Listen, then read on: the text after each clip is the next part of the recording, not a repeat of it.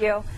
I locked the door so you can't get into the other studio, by the way, because we have something real delicious that we're about to cook up. This is Ross Katz with Rooster's Kitchen. He's here with us this morning because he's one of the many restaurants taking part in the Taste of Indy downtown. So what are you making today for people if they head to Taste of Indy? So we've got a couple different things we're offering. One, we're going to be doing some sliders with a house-cured Canadian bacon. We cure a pork loin. It's an Indiana-grown pork. We cure that for about 2 weeks.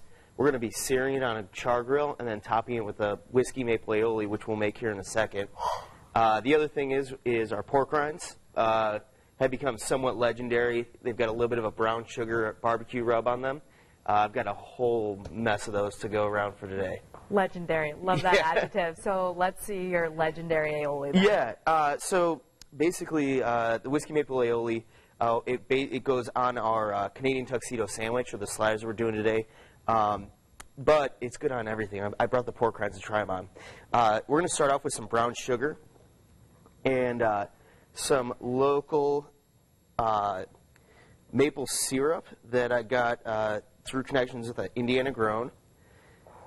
And for the sake of TV, we're going to pretend that this is kind of caramelizing and doing its thing, right?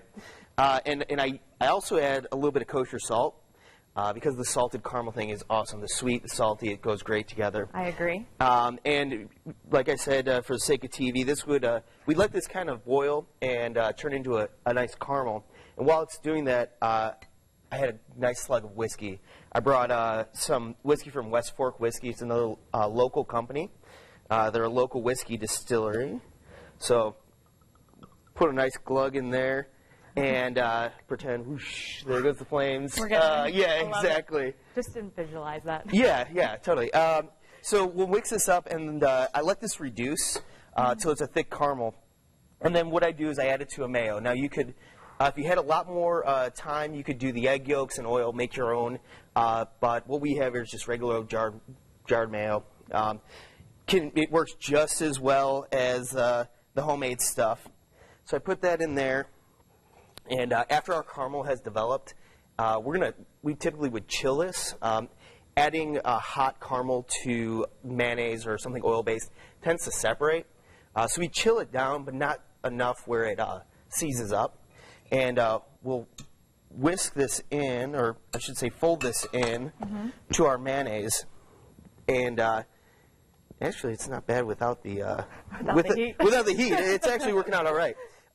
So we fold this in and mix it in to create this aioli. And usually at the restaurant, what we'll do is put like a nice sunny egg on top. And again, it's a local egg, so it's got that really bright, fresh yolk. And you get that salty, sweet thing that's just so awesome. It smells delicious, too. But again, I probably won't be taste testing it since none of the alcohol has been cooked down now, right? Right. It's 9 a.m. somewhere, right? Well, thank you so much, Yeah, Ross. thank you. We do want to let everyone know about today's event. So, again, it is today from 11 to 9 there in Monument Circle. Tickets just $8, and then there's a whole bunch of food tickets that you can get as well. Ross here with Rooster's Kitchen is one of about 35 different restaurants that are going to be there today. 7th year for this, so it's going to be a whole lot of fun. And stay hydrated, of course.